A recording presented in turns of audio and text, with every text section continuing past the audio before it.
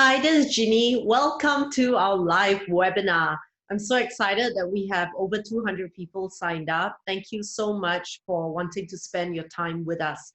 As you know, this is a pre-recorded version as I'm on call and might be called to a labor tonight or tomorrow morning when the webinar is supposed to fill in. And if that were to happen and you are listening to this, I will be joining in towards the end of the call for questions and answer. So we are finally here where we're presenting optimal maternal positioning for parents. So last year, when we launched optimal maternal positioning to the world, where we made quite a few traveling and teaching tours overseas to teach optimal maternal positioning, mostly to midwives in Australia as well as China. After attending the workshop, a lot of obstetricians and midwives have been asking the question, how can we teach this to parents? So here we are, finally, a program specifically for parents. And people have always been curious to know, how do I actually teach it to them in my antenatal classes? Before we get started, I just want to acknowledge Unison Photos for taking all the photos that are featured in this slide deck, and they feature our clients, all used with permission. So if you are pregnant, you are going to learn how optimal maternal positioning is going to enable you to have a more comfortable pregnancy and an even easier, shorter, more relaxed and comfortable birth. And if you are a birth professional, learn how optimal maternal positioning for parents can enable you with understanding as well as tools and strategies to work with women during pregnancy to minimize pregnancy discomforts as well as to optimize their pelvis during labor and birth to have a successful vaginal delivery. And once again, a warm welcome to you. If this is your first time joining any of my workshops or talks, thank you so much. We're going to make sure that you're going to walk away at the end of this feeling that you have something to take away that you can use straight away during your pregnancy. If you are a birth professional, welcome or welcome back.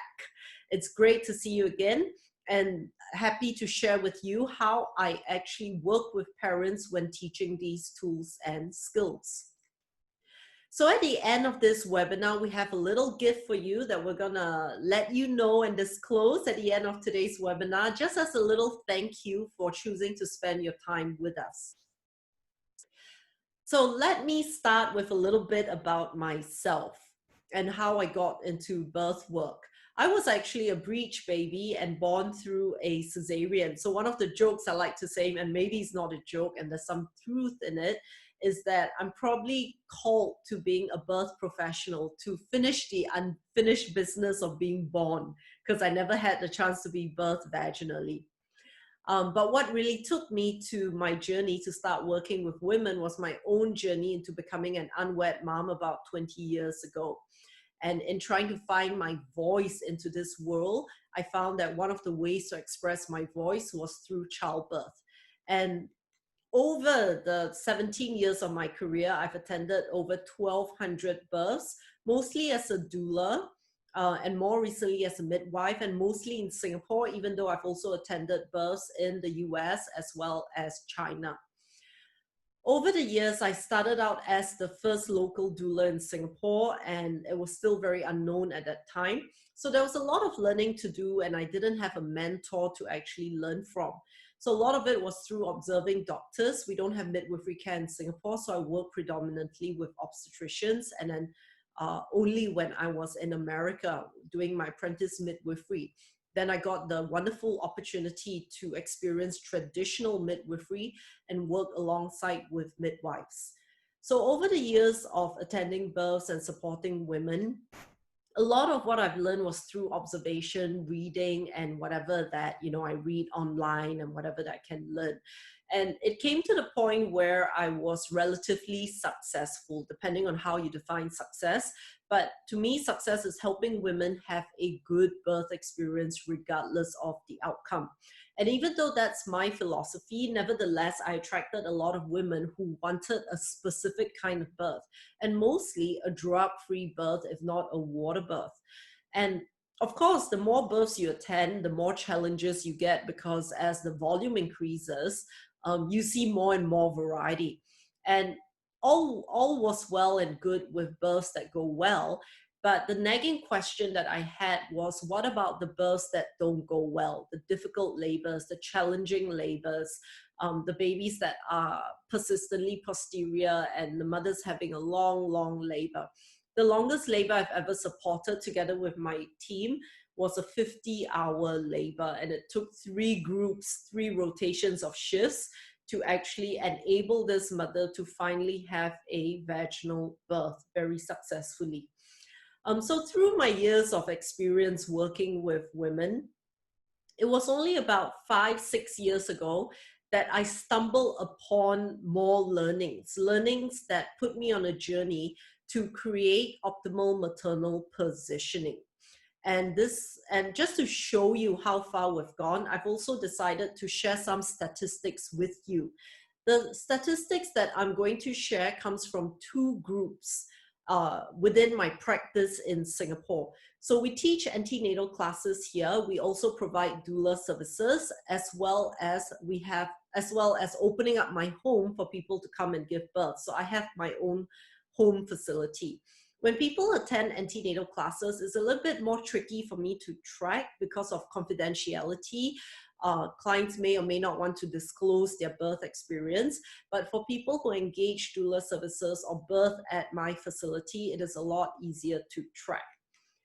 So our cesarean rates has always been on the low side. And what is actually considered low? If we use World Health Organization's global recommendation, then the recommendation globally is between 11 to 15% cesarean rate globally. That is their recommended cesarean rate. Since I started being a doula in 2003, our cesarean rates have more or less matched global statistics. So it ranged between 10 to 15%. And even though we were on par with global statistics, there's always that desire to want to know what else can we do. So when I discovered and embarked on my journey into optimal maternal positioning over the past 5 to 6 years, and started using some of the techniques that we're going to share with you today, what was very astounding was that over the past 5 years, since 2015, we brought our cesareans down to 2 to 10%. So on average, we have about 100 clients a year as our doula group practice. So from 10 to 15% annually, we brought that down to 2 to 10%. And in fact, over the last 3 years, our cesarean rates was less than 5%. Now, what's even more astounding is that I am actually able to account for every cesarean. I'm able to explain what happened, why what didn't work, and why it ended up in a cesarean. And most of the time when we do have clients ending up having a cesarean, it is a true emergency, like placenta eruption, true case of CPD, not relative CPD, so on and so forth. CPD means that the baby's head is really too big to fit into the mother's pelvis, which is actually quite rare. But we have documents to actually prove that this is true CPD. So over the last 5 years, we have dramatically brought down our cesarean rates from a normal 10 to 15% rate to actually under 5% for the last 3 years. And when people hear of our numbers, they're actually quite surprised. And because it's almost unheard of, and people are always going, what is it that you do? And why is it that you have such a high success rate?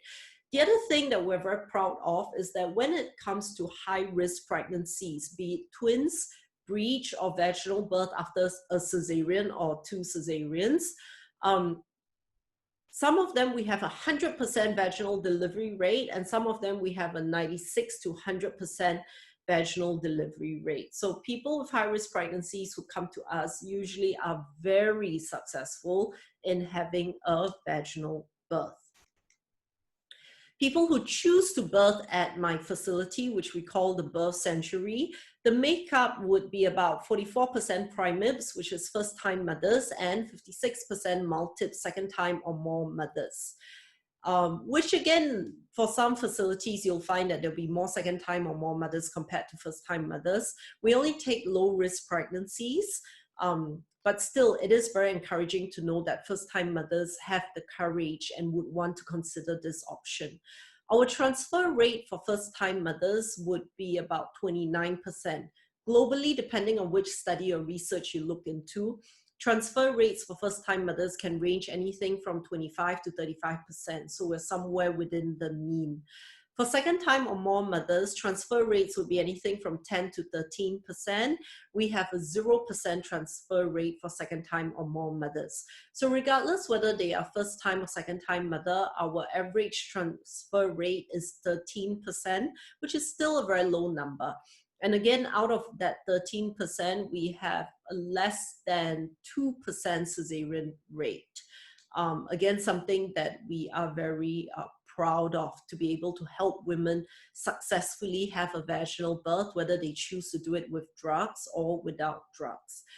So the next question people ask is, how do you do this? How do you achieve such good numbers? And this is what we hope to share with you today, to discover the secret of what we actually do and how we work with parents to enable them to have a successful vaginal delivery regardless of the outcome, which means whether they choose to have a water birth, whether they choose to have it drug-free, or they choose to have pharmaceutical pain relief.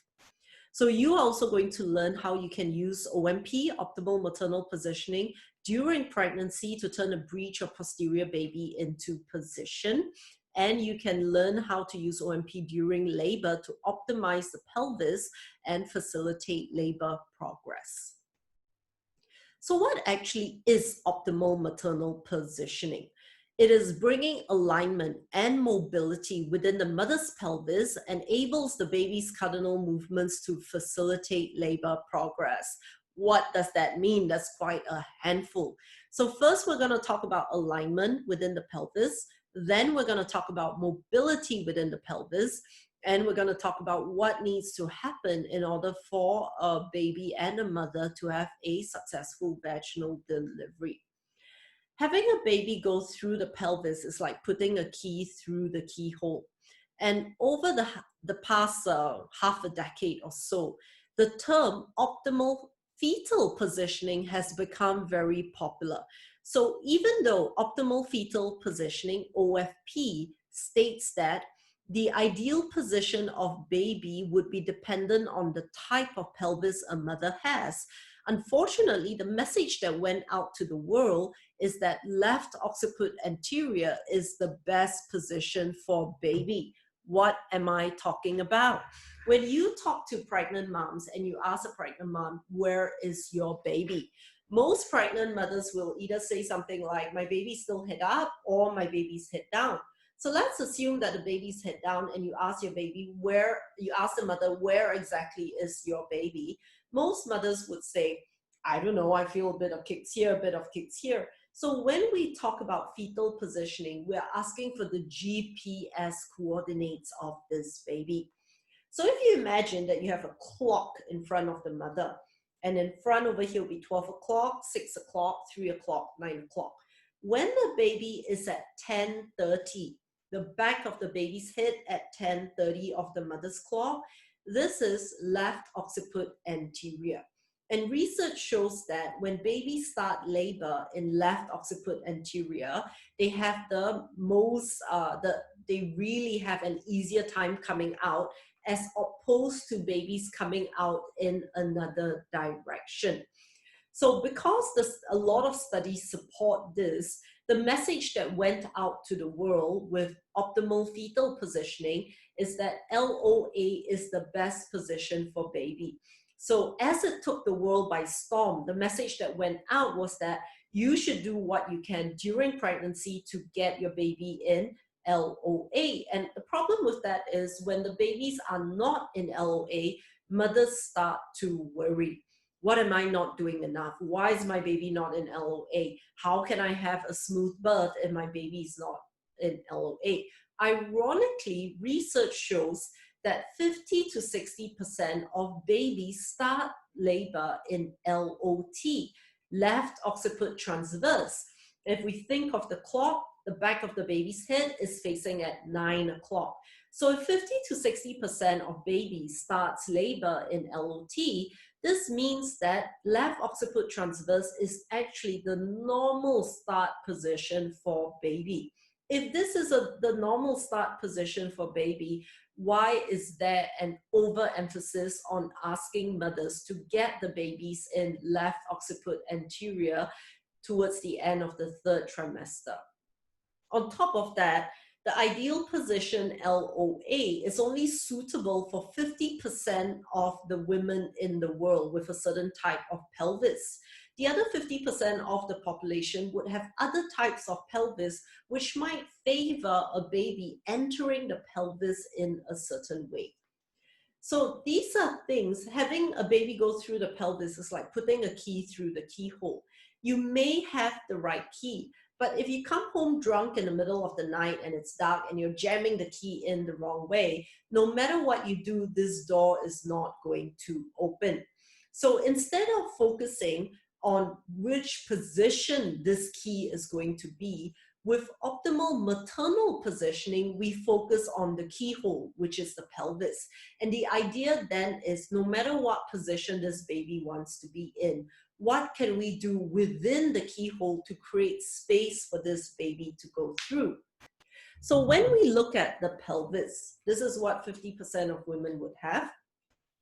When you go through labor, this is the inlet pelvis and this is the outlet pelvis. As the mother is in labor, as the baby and experiencing contractions and the baby's pushing through, when the baby's entering the pelvis, the iliac is going to open this way and the sacrum is going to open to create space. As the baby is going through, the iliac is going to open this way and the sacrum is going to open this way for labor to progress. So when babies go through the pelvis, what they actually do is if they start out labor in left occiput transverse, that's because the widest diameter of the inlet pelvis is side to side, not front to back. And the reason why they have to rotate is because the widest diameter of the outlet pelvis is not side to side, but front to back. So they have to enter from side to side and they have to emerge from front to back. So how is that going to happen?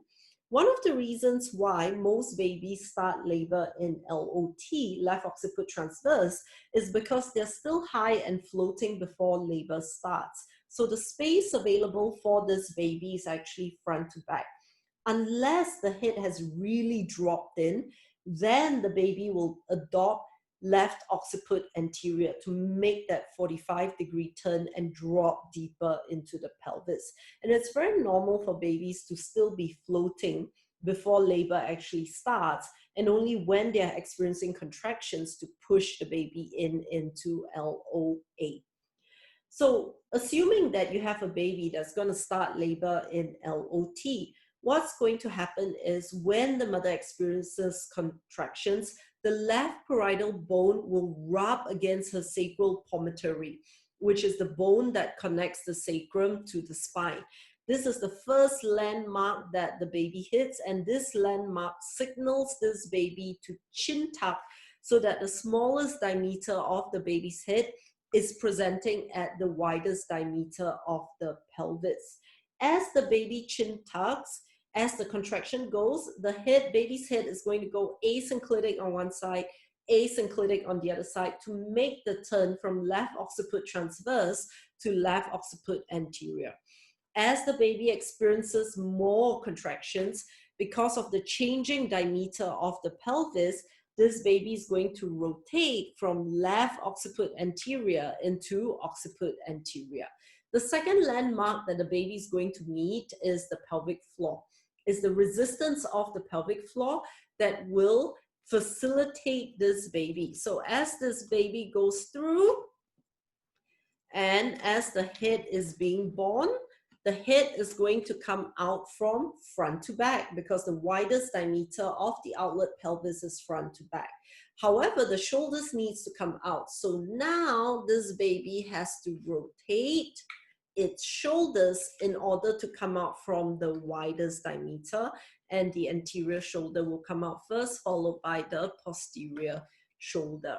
So for a baby to go through the pelvis, the baby has to go in a certain way and come out in a certain way. And babies don't need to attend antenatal classes to learn this. Through their newborn reflexes that are being fired, they will facilitate this on their own. Our job as mothers is to create space within this pelvis for baby to complete its rotation, otherwise known as cardinal movements. So why is it important to maintain dynamic equilibrium? And that is what optimal maternal positioning is all about. Now, if you imagine that the uterus is represented by the balloon to the hot air balloon, and if you imagine that the pelvis is represented by the basket that attaches to the hot air balloon, with a uterus and a pelvis, what actually attaches the uterus to the pelvis? With a hot air balloon, it is attached through its ropes. With a pelvis and a uterus, it is attached through soft tissues that's represented by the ropes. So soft tissues would mean muscles, ligaments, and fascia. When the hot air balloon is being inflated and it starts going up in the air, it looks relatively stable. But if we look at it from a microscopic point of view, you will see that a hot air balloon will be doing this. It's doing its best to maintain equilibrium, but it is continuously in dynamic equilibrium. In the same way, when a woman is pregnant, her uterus is continuously doing its best to maintain dynamic equilibrium as she moves around her day. So if she's moving around and all of a sudden she drops something, or she has to bend over to pick her toddler up and she goes down, her uterus is working hard to do its best to maintain dynamic equilibrium. Now, at some point, she's going to sit down and she's going to say, "Oh, I'm so tired." And when she sits, this is going to turn. She doesn't just sit. She'll usually cross her legs, which will cause the hot air balloon to twist. And when she gets tired of sitting this way, she's going to uncross and she's going to turn on the other side and to cross her legs on the other side. And sometimes when she sits, she's going to lean back like a banana and just rest that way twisted. So what we hope is that by the time it's time for her to get out of position or to go to the toilet, that as she stands up, this hot air balloon will untwist as she goes about her day. However, if for whatever reason she spends a lot of time in a twisted position, often when they come out of position, they are still twisted. Think of people who sit in front of the computer for a prolonged period of time and they develop a back hunch. Even though they're out of position, they are still walking in a hunch because the soft tissues have been put under so much tension and pressure that it becomes so tight that it changes the placement of the bones and encourages the bones to go in a hunch. In the same way, when a woman stands on one leg a lot, doing, let's say, hit carrying her toddler or her children, and she spends a lot of time that way, even when she gets out of position, because she has created so much tension on the sides of her body, even when she's out of position, the soft tissues have the ability to pull the bones and change the placement of the bones. Now, what's really important is by the time she goes into labor, it's really important for her hot air balloon to be in dynamic equilibrium. So to have a baby go through the pelvis is like putting a key through the keyhole.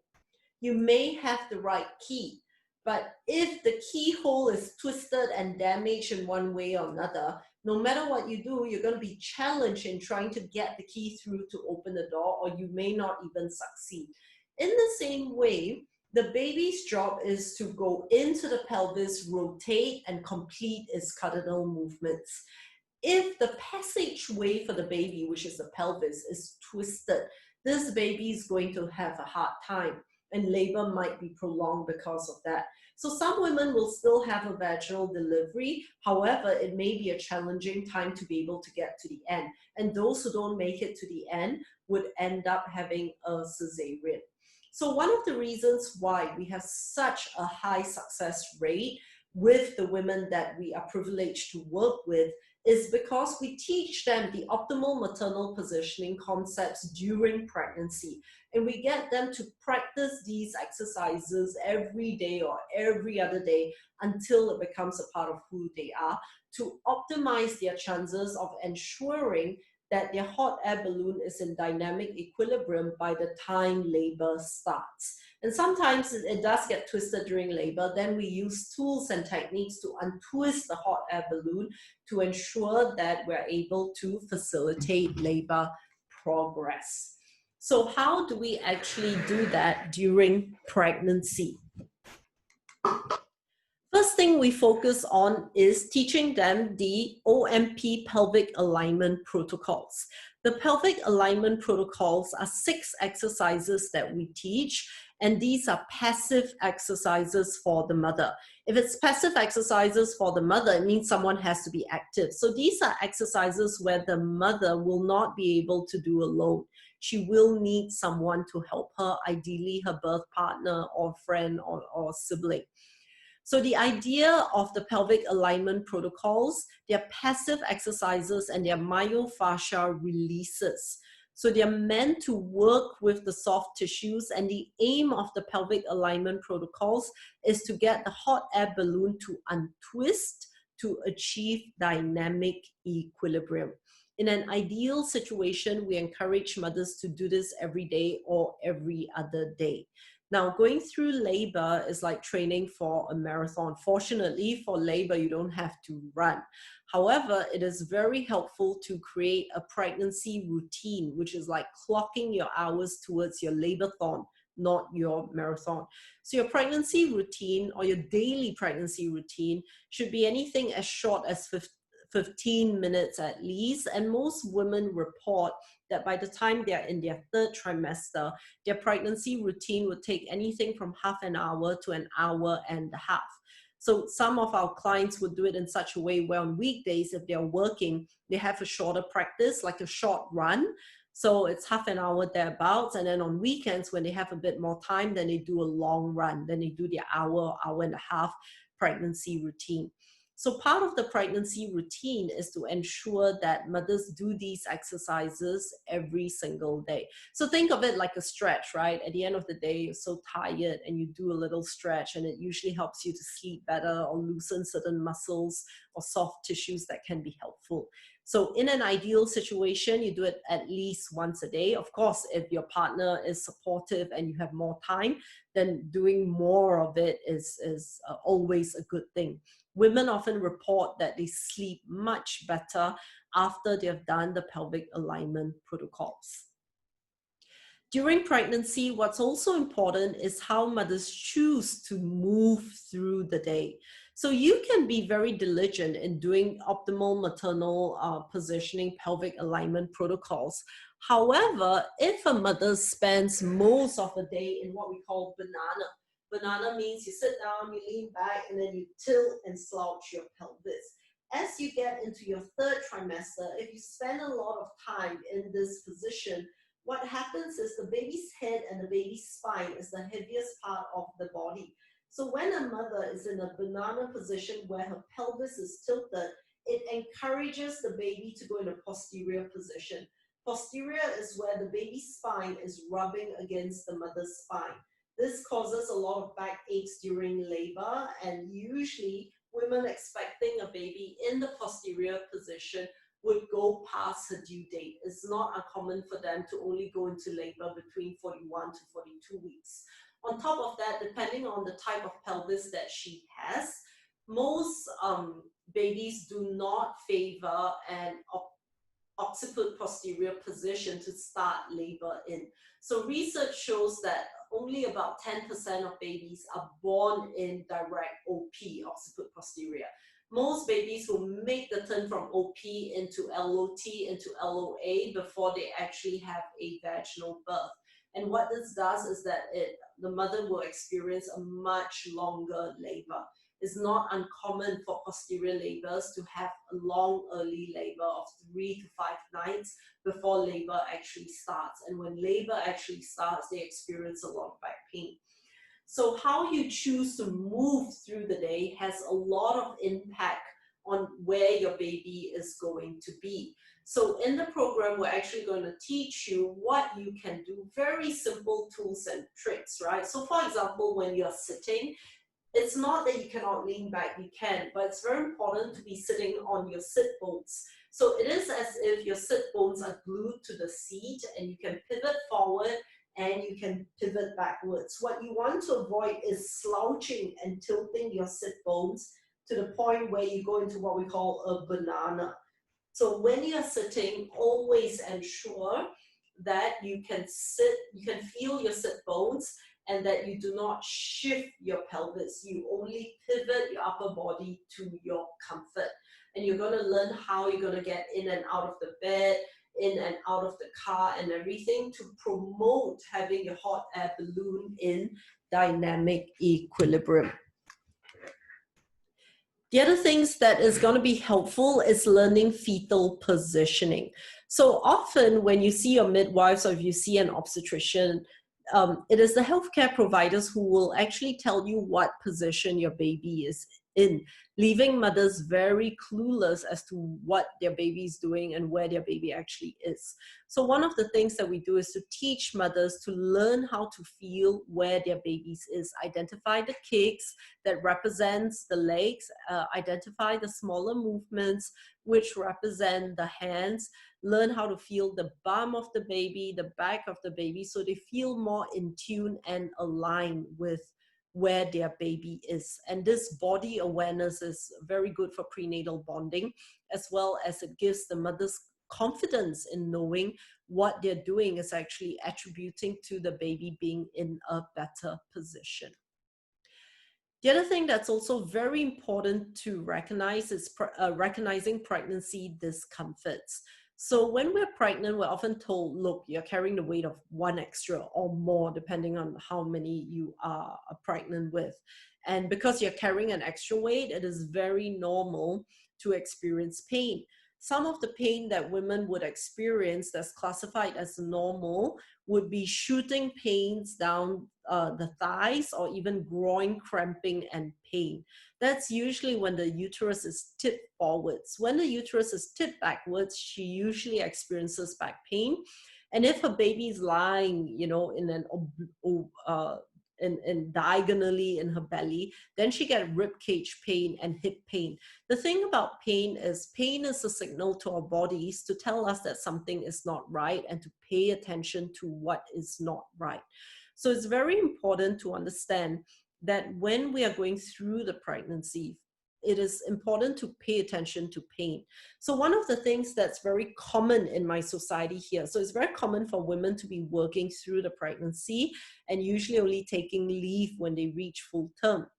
And you get mothers going through the pregnancy and then they go, yeah, it's okay, everything's fine, I don't have any aches and pains. And then all of a sudden one day she starts experiencing back pain. And then she gets a bit curious, is it because my baby's getting bigger or whatever? And upon palpation or an ultrasound scan, we discovered that her baby has turned to posterior. So when a mother is very aware of where her baby is and she knows how to feel and she develops that body awareness, most mothers will know, oh, my baby's in posterior because I'm having back pain. And then the moment the baby turns anterior again, the back pain goes away. So they learn to pay attention to the physical discomfort that they are feeling, and they learn what they can do about it. Right? It's not like, oh, you get back pain, then don't do anything about it. Watch the positionings that you take. Watch what is it that you're doing through the day and how you spend your day. And if you have pre-existing conditions that needs help, you might want to consider seeing a body worker, like an osteopath, a chiropractor, physiotherapist, even getting a pregnancy massage to soothe and help your body go into alignment and work with your soft tissues. So these are helpful things to actually know, because it gives the mother a more proactive stance in the way she chooses to to spend her pregnancy, right? Which is like, am I going to spend it lying on the couch like a banana, or am I going to be proactively a little bit more active to increase my fitness, to keep me mobile, to be in an upright position, giving her the motivation and the understanding to know what to do and why she's spending time doing, say, prenatal exercises to prepare her body for birthing. Giving birth is a situation where, or an experience where you have to embody the experience. You cannot think your way through it. And because of that, it's very important to prepare the body for this bodily experience. That, you know, it's not like running where you can still go for runs to experience what running is going to be like. But you got to learn to work with yourself mentally, emotionally, using good modalities like hypnosis, so on and so forth, to work with you mentally and emotionally, and having tools that is very important to learn how to work with yourself during pregnancy, to have a more comfortable pregnancy, as well as to pave the way for an easier, shorter, more relaxed and comfortable birth. In the program itself, we also talk about what do you do during labor and birth. So this is where we go into OMP, pelvic mobility protocols. Now, moving around during labor is a common thing these days, depending on which society that you are from. So it is encouraged that you get off the bed, you move, you walk, so on and so forth. But yet you still have a lot of societies like ours in Singapore, or a lot of women opting for pain relief and not realizing what's happening to the pelvis when they do that. So when we choose to be in a supine position, we're lying on our back, the sacrum, the weight of the pregnancy and the woman is lying on the sacrum. So the sacrum is taking all of the weight. Now the sacrum is connected to the iliac and the sacrum is connected to the tailbone. So the pelvis is actually made up of 4 bones connected with the pubic arch, which is a joint, as well as the sacroiliac joints that you see over here. And during your pregnancy, you start releasing relaxin hormones to soften the joints in preparation for childbirth. Every woman experiences this. So what happens during labor is when you're going through labor, the pelvis needs to open in the inlet, both the iliac and the sacrum, and to allow space for the baby to go in. And as the baby is coming out, the pelvis is also going to open. Now, because the sacrum is attached to the iliac, if the sacrum moves, the iliac has to move. If the iliac moves, the sacrum has to move. They are connected. They cannot move independently. So what happens is when a woman is in a supine position and her weight is on the sacrum and her sacrum is not able to move, her iliac will also not be able to move to create space for this baby. So when women are in a supine position during labor, what's happening is they're going into a position that causes a restricted pelvis. As the baby's coming through, they're not able to open. So what you're going to learn here is what you can do to optimize the pelvis. So how do we optimize the pelvis? One way is shifting the orientation of the pelvic opening. What does that mean? Say you have a woman laboring in an upright position, and spontaneously, if you leave her to be, she'll start rocking. Whether she goes side to side, front to back, rock her pelvis in whatever way that seems to soothe it. When she's having a contraction and she rocks her pelvis, let's say she rocks her pelvis from side to side, what she's doing is that she's not opening the pelvis, which is modification of the pelvis. She's changing the orientation of the pelvis. And this is helpful during labor because as the baby is going in, we do not know which space the baby actually needs and how much space the baby actually needs. So when we doing what we call pelvic transitions, where we're changing the orientation of the pelvis, we are allowing this baby the opportunity to see which angle as the pelvis is moving would be easier for this baby to go through. So we'll teach you specific pelvic transitions to use during contractions. Most of the time when you see people rocking, they're rocking in between contractions. However, for labor to progress, you need the strength of the contractions to be pushing the baby through. So these pelvic transitions has to be done when there is a contraction. In between a contraction, you want to stay still, you want to rest, that's all good and fine. But during contractions, it is important to change the orientation of the pelvis.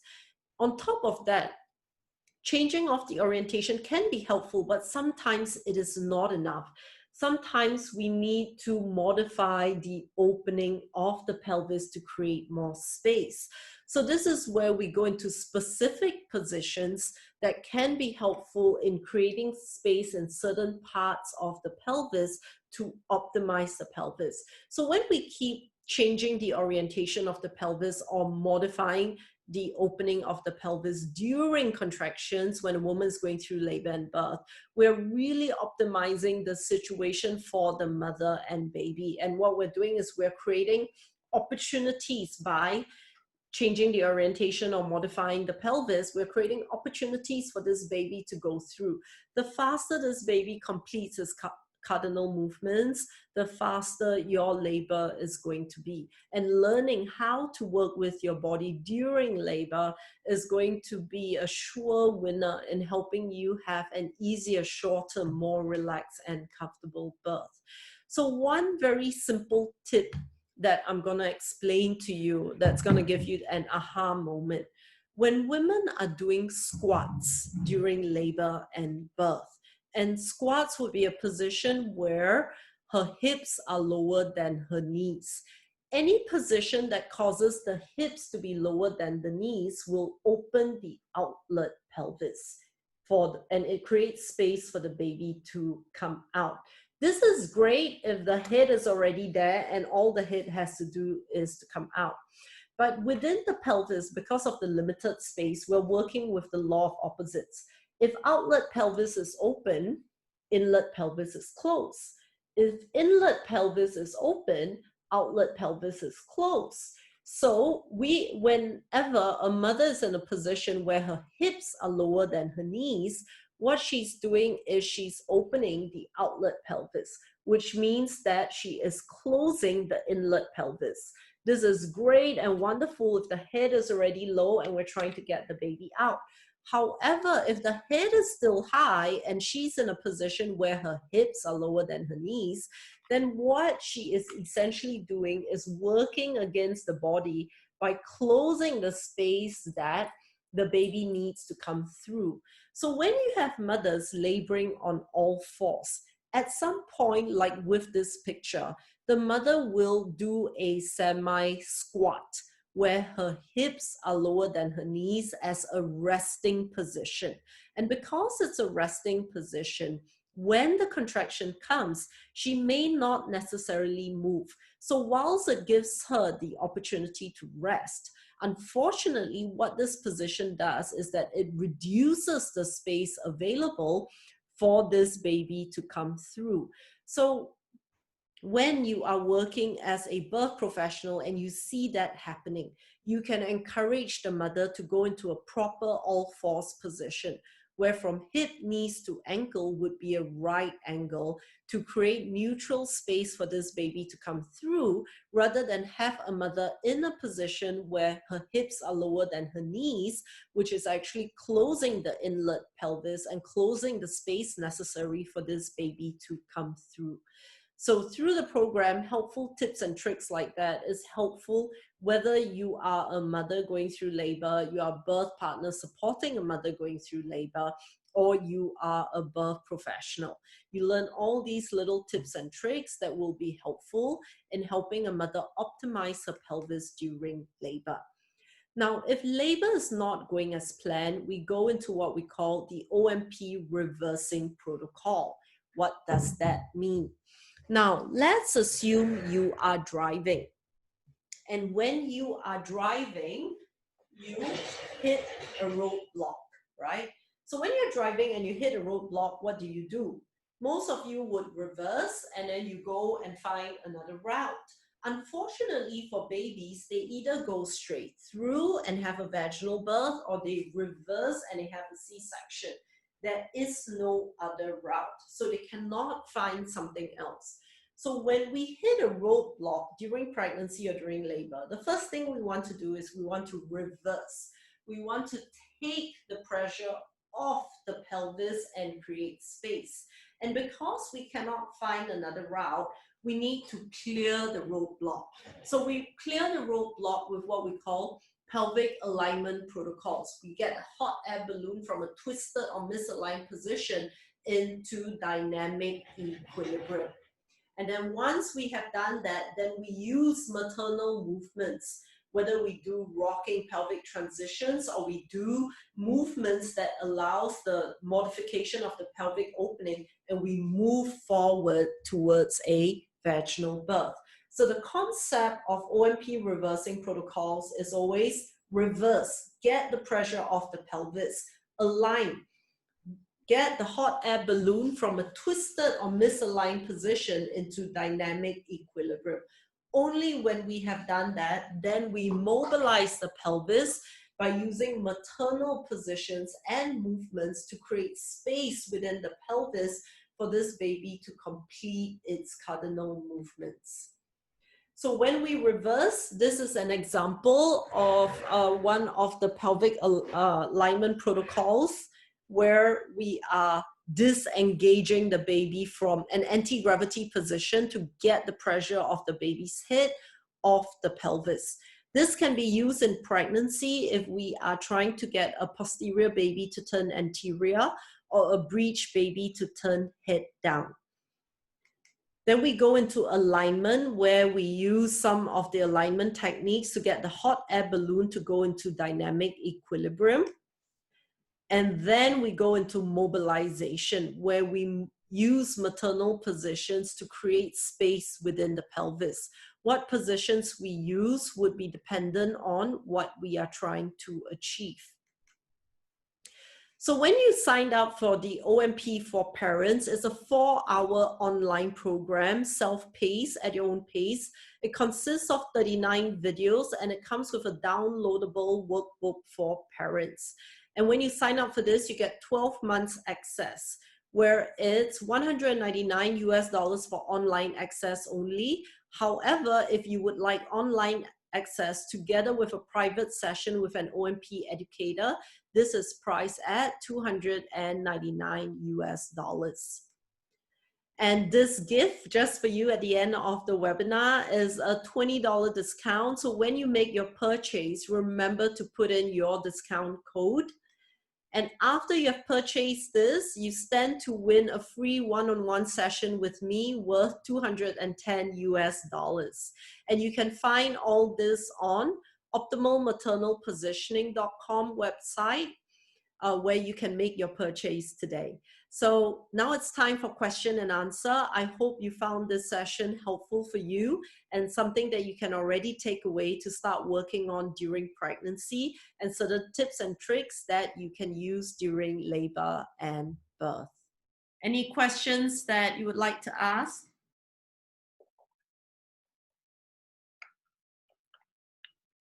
Okay, there's a question here. I find that most of my women go into labor in ROT or ROP. Why? Okay, those of you who have attended the full day professional workshop, you would understand this. So this is something that I would encourage you to consider signing up for the full day workshop, which is also available online. Now, so the next question people tend to ask is left always the best position? Why not right side, right? So what is the difference between right or left? In normal obstetric text or midwifery text, when we talk about positioning and when we talk about cardinal movements, which is how this baby is going to go through the pelvis, the cardinal movements of babies on the left would be a mirror image of the cardinal movements of babies on the right. So it's just the opposite. However, what they don't take into consideration are few things. Why left is preferred on the right? So the first thing is our internal organs are not symmetrical, which means to say that the softer organs are on the left side of our body and the harder organs are on our right. So we actually have more space within our left. So which means to say the uterus is not a perfect oval. On the right side, the uterus tends to be more steep as compared to the left side because of the placement of the internal organs. And you can actually find this research being quoted in some obstetric texts. One of which that I would recommend would be Anne Fry, Holistic Midwifery Volume 2. She goes through the cardinal movements of babies presented in all positions, including face presentation, etc. And she explains this concept to you. So that's one of the reasons. The other reason is when you're comparing a first-time mother to a second time or more, often you'll find that second time or more, babies tend to be on the right as opposed to the left. That's also because the shape of the uterus changes from a first-time mother to a second-time mother or more. A first-time mother tends to have a more pear-shaped uterus. A second-time mother would have an apple-shaped uterus. So with a second-time mother, often when the baby is not in a great position, because the body is a bit more lax, the muscles are lax, etc., this baby will have an easier chance of changing positions during labor and going through in the correct position as opposed to the first one. The other challenge is when you have babies on the right side, because of the steeper slope, you have less of a flexion. So babies on the right has more work to do to get into flexion before they can continue the cardinal movements.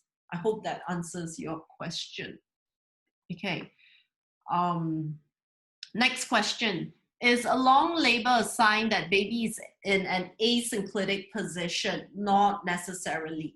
So when we talk about problems during labor, the thing that you want to start asking if you're a birth professional is where is this problem occurring in relation to the pelvis? Where's this long labor happening? Is it happening in early labor or is it happening in mid-pelvis?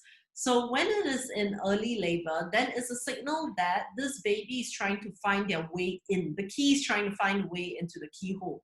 And the key is having problems to find a way into the keyhole. So when we talk about labor progress, we have to go back to basics. And the back to basics that I follow is the 4 P's of labor, where P stands for power, contractions, P stands for passenger, baby, P stands for pelvis, and P stands for psyche. So we need to troubleshoot to actually ask where, when this woman is experiencing a longer labor, where is the labor dystocia happening? Is it psyche? Is it baby? Is it pelvis? Or is it the strength of the contractions? Only when we kind of troubleshoot as to where we think this might be, then we work with that, right? So OMP is not the magic for everything. It could be a psyche problem where the mother needs to use modalities like hypnosis or whatever to be able to relax and be able to let go and let labor start. So what techniques you actually use would be dependent on what the situation is. It's not a one size fits all. And this is how, as a birth professional, you improve on your practice, right? It's the ability to kind of go, right, it's not a one size fits all. What is happening with this mother? Mentally, emotionally, physically? What needs to happen for this labor to actually progress? What can we do to help her get into that zone? Okay, next question is, what happens if a lady has been so tense during pregnancy that by the time labor occurs, her ligaments are so tight? You just have to work with what you've got. Not everyone will have the privilege, depending on the kind of practice that you have, to be able to work with women prenatally. So we have had very, very good results working with women during labor and birth. And sometimes it's very easy no matter how stiff they are. And sometimes it's very difficult. So the thing is this, all of us have our own history, right? Like I used to ice skate, I used to rollerblade, I fall on my buttocks a lot. I used to be a gymnast. So I have certain injuries, persisting injuries within my body that has been there for a long time that can cause misalignment. Now, another person may not have that issue. And another person may have worse issues than I have. So the thing is this, when we work with women, we don't know where they come from, or what pre-existing issues that they may have. But what we know is we can work with certain tools and techniques to help them release. So it's not to say like, oh, your situation is so dire, I don't think I can help you. You don't know until you actually try. And I say this when Amanda and I were in China, where we did a birth exchange program using OMP, right? We were just working with pure strangers. And it's not the first time that I've heard people say how this works so well, even though they've never met them during pregnancy. But I've never really been in that position where I work with strangers. The only time was when I did my apprentice midwifery in US with the Amish community. Then I didn't have the privilege to meet all the women prior. And when I worked with the women in China. But we went in and we just went all the way doing what we can. Now, if we manage to help them, and a lot of times you'll be able to help them. And you hear this in stories globally of women using alignment techniques going, wow, I did the pelvic sideline release, I did the forward leaning inversion, and then things took a turn. Some labors are easy, where you do it one time, the magic unfolds and labor progresses. The longest labor I've done in my own practice was 50 hours at a hospital birth. And within the first 24 hours, the doctor was ready to give her a cesarean. And we persisted and kept going. And 50 hours later, she had a vaginal birth with an epidural. The longest labor that we had here in my facility was 40 hours. And that's not just 40 hours of laboring, that's 40 hours of continuous pelvic alignment protocols, reversing protocols, pelvic mobility protocols, going on and on. And there was no way I could have done it alone. It took teams of people, singing from the same song sheet, knowing exactly what we're trying to achieve, working together to get that labor to progress, and finally helping the mother to have a vaginal birth. So I would say if you are in a situation where you work with moms and you don't get to work with them prenatally, just keep using the techniques. Some will work faster and better than others simply because everyone has a different disposition, and it will be dependent on what disposition they have. Okay, I'm wondering when the recording of this session be available. Sometime today, right after this, Andrew will post it out. Okay. Do babies that start labor in ROT or ROP more likely to be in OP at some stage? Yes and no, depending. Why? So you have the dextral rotation. Dextral rotation was discovered by an obstetrician, where he said that most of the times when women are experiencing contractions, even though their muscles running horizontally and vertically, when women are experiencing contractions actually goes in a clockwise motion. So you can have a baby in ROT. And in an ideal situation, if this baby is not able to turn to LOA, we just want the baby to turn to ROA. This is what we call the short arc, where the baby just makes a short arc, a 45-degree turn, and hope that labor will progress. Now, and so when we are working with women and we see that their baby is in ROT, a lot of the times you will find that, especially birth professionals, midwife, etc., will say, all right, let's take the shortcut. Let's encourage this mother to be in forward-leaning positions, hoping that the baby will move from ROT to ROA, yet the baby makes a huge round and makes the entire rotation to LOA, okay? And that's because of dextral rotation. Now, when it comes to babies choosing the position, it's not based on one factor, it's based on a few factors. For example, you have a baby on the smaller side, but you have the mother with a lot of amniotic fluid. This baby will tend to be a swimmer. If the mother lies on the left, it goes on the left. If it's not engaged yet, if the mother goes on the right, it goes on to the right. And you will probably notice if you have a swimmer during pregnancy. Every time you see this mother, the baby's position would have changed and the baby's just flip-flopping wherever, then expect a swimmer during labor, especially during the later parts. If you have a baby that's consistently in one position and doesn't change, then be aware of the positions that mothers take during labor, not lying down positions that encourages the baby to be in posterior, but upright positions, and when she has to lie down, to take a side lying position.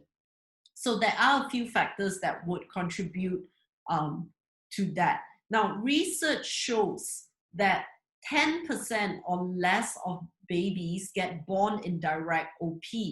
And it shows that more than 60% of babies will make the rotation from OP to LOA and be born in LOA.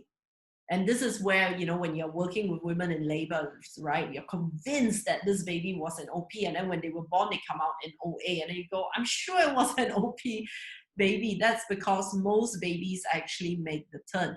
What the research doesn't say is how long it takes for the baby to make the turn. And that's what they don't mention. And again, depending on how the studies were done, not everyone is given the time, the opportunity, and the expertise to have people help them to get the baby to turn. So when it comes to OP babies, my recommendation is to pick it up right from the start. The problem with OP labors is the problem is only picked up 3 to 5 days after the mother has experienced long on and off early labor. Then we pick up the point that this baby is actually in OP. And then by then the mother doesn't want to do anything because she's too tired. She doesn't, you know, she's calling it quits. She hasn't slept for 3 to 5 days. Those of you who have attended the full day workshop, and those of you who hasn't, which you can do online, we talk about how do you recognize OP labors at the start of labor when she's still showing signs of early labor. The faster you actually catch on to it, the faster, the more opportunities you have to work with the mother. Because when the mother is overly tired or she's not clear of her motivations, that's when she will pull the plug. As a doula, how do I know what position baby's in? Is it normal for mothers to not know where their baby is? I think it's quite normal for mothers to not know where their babies is. But as a doula, it depends on what kind of care that you are exposed to. So for example, because I'm based in Singapore, most of our clients would have ultrasound scans. So using ultrasound scans, I would actually know where this baby is if I practice as a doula and not as a midwife. Then we teach them fetal positioning awareness to learn how to feel their babies.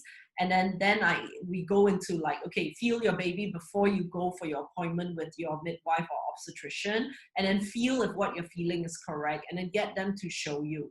Because by the time they're in their third trimester, 34, 36 weeks onwards, it is quite distinct to be able to feel where the bum is, where the head is, to feel the spine. So we don't, as doulas, you don't feel it for them, but you encourage them to touch and feel it themselves. Oh, sorry, Ginny. Can you hear me? Yes. Yeah.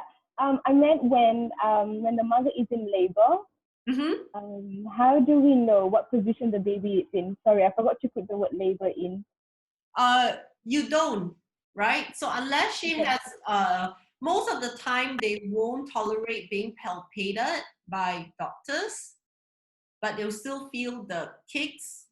So depending on the mother, for us, because you're based in Singapore, right? Some doctors will do an ultrasound scan during labor to actually check. But the key thing is this, right? Whether you palpate or whether you do an ultrasound scan, the position of the head, the presentation of the head and the position of the spine is not necessarily aligned. Most of the time it's not aligned. So when you palpate or when she feels the position of the spine, not the presentation of the head. But in a head down baby, it is the head that leads the way. So you can have a head in LOT, but the spine in LOA. And that might not give you the information that you are looking for. Okay, and then remember that as the babies go through their cardinal movements, it's the head that actually leads the way. So the body will follow as the head leads the way. So they're not usually aligned as they go through cardinal movements until they are pushing. So that's where you tell if things are going, so that's where I go back to, if things are going well, you can tell from the way they're having their contractions, there's a certain pattern. If things are not going well, the pattern of the labor will also show you. And then that's where you want to troubleshoot and go, okay, is this problem in inlet, in mid, or in outlet pelvis? And then you work it from there. Thank you. No worries. So during pregnancy, when do you advise mothers to use the protocols? Anytime from second trimester onwards, and some of them will work better than the others because there are protocols where only when she starts feeling the weight of her belly, then she'll find the exercises more effective that way. But we usually encourage them to start from second trimester. And someone asked, when using the rebozo techniques, is it possible to turn a well-positioned baby into a position that's not ideal? I think anything is possible, but the concept really is babies will move into the most space available for them. So if they move in the most space available for them and they follow gravity, then usually no matter what you do, they will not turn. So one of the common questions that we get is, we're using the protocols for breech to try to get this breech baby to turn head down. So with breech, we do the same thing. We do reversing, then we do alignment. We don't do mobility because she is not in labor yet. So we focus on reversing techniques and alignment. So the fear for women is that they're afraid if the babies did turn halfway and turn head down, then doing the reversing techniques might disengage the baby again and encourage the baby to go head up. So this is where, before you teach those, it's helpful to actually learn fetal positioning awareness. Have the mother be able to have a feel of where this baby is. And if she feels that the baby has already turned head down, that's where we actually stop the reversing protocols. Because there are women where once the baby turns head down, they won't get a problem. But there are women where, whether they use natural techniques or they use ECV and they manage to get the babies down, the baby swims back head up. Okay? Myself being an example, apparently my mom went through ECV twice, and twice they were successful in turning me head down, but I went back head up. So there you go for stubbornness. Okay. If a baby's OA and very asynclitic to the right, after doing inversion and side lying, what positions would be good after this? The first thing that I would do is I would still do reversing first, because we are guessing that the head is asynclitic. We don't actually know. So we will do reversing first to get the head off the mother's pelvis. Then we'll start with alignment. Now with alignment, I will do, I usually, depending on which part of labor she is in, if the head is still high, which sounds like it, I will do the whole set of protocols, which is 1.1 to 1.6. But after that, Jenny? Yeah. She was actually 8 centimeters and the head was well down. Around which station? +1. Oh, okay. So if she's +1, I would do what you did first, which is doing inversions and then doing sideline release. But how many sideline releases did you do? I did 5 minutes on one side and 5 minutes on the other side. Okay. So what I usually do with sideline release is you want to get them to do about 5 to 10 contractions on each side. And a lot of them won't tolerate 5 to 10 contractions. So what I do, because you want it to be balanced, is I do 3 contractions on one side first, then I do 3 contractions on the other side. And then I go back, if I can, I go back to the original side, I do another 3, and then I do another 3. But I want to get it to 10. Most of the time, I don't have the opportunity to get to 10 because labor would have already progressed, or the mother is complaining or whatever. But most of the time, we've had pretty good results where the labor is already progressing. Now, after you've done that, so you've reversed, you have aligned, then I would definitely use pelvic transitions and pelvic tilts. So doing front to, when they are having a contractions, getting them to do circular movements or figure 8 or front to back or side to side, because the next thing we want to do is to mobilize. So when it comes to mobilizing, we want to create space.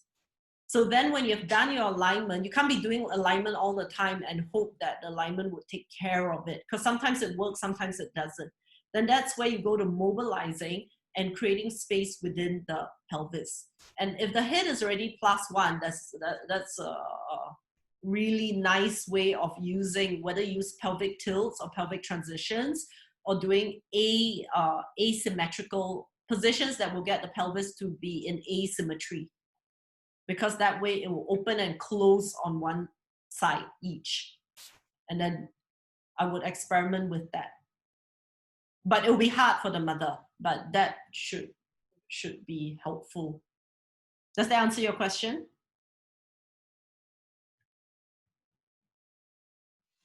Yes, it does. But unfortunately, she had another 8 hours after she was transferred, and she had a cesarean. It just wouldn't. I straightened it up a little bit, but it went back. Yeah. Some of them, we just have to keep trying. Okay. Jenny, can I just ask, hi, Sandy here. When you say you popped her in the side lying release for 3 contractions and then on the other side for 3 and then repeat, do you mean pop her in the side lying release position and leave her in that position for 3 contractions? So it might be 7 or 8 minutes in that position, and then you turn over in the position for 7 or 8 minutes. Yes. If you are going to use pelvic sideline release as an alignment technique to help labor to progress, it has to be done in between and through contractions, but it's not easy. No, I bet. Thank you. But yeah. So anything that you try, it needs about 5 to 10 contractions before you see the results, whether you do abdominal lift and tuck or whatever it is. But the thing is, you got to make it manageable. And the thing with pelvic side lines, because we have to do both sides, right? So if I would tell a woman 5 to 10 contractions, she won't do it. But if I tell her 3 on this side, 3 on the next side, it sounds very doable. Then because it's doable and then you manage your breath and everything, then I go for another 3 sets. I work my way up that way. Okay. Any other questions? Thank you so much for joining us, and thank you for all the familiar faces coming back again, as well as the new faces. Feel free to pop your questions in Facebook if you have any other questions, and I look forward to being in touch with you. Some of you are asking about OMP Educator. If everything goes as planned, this will be launched in August as an online program. So we'll tell you more about it closer to the date. Otherwise, thank you very much and have an absolutely amazing week ahead. Bye.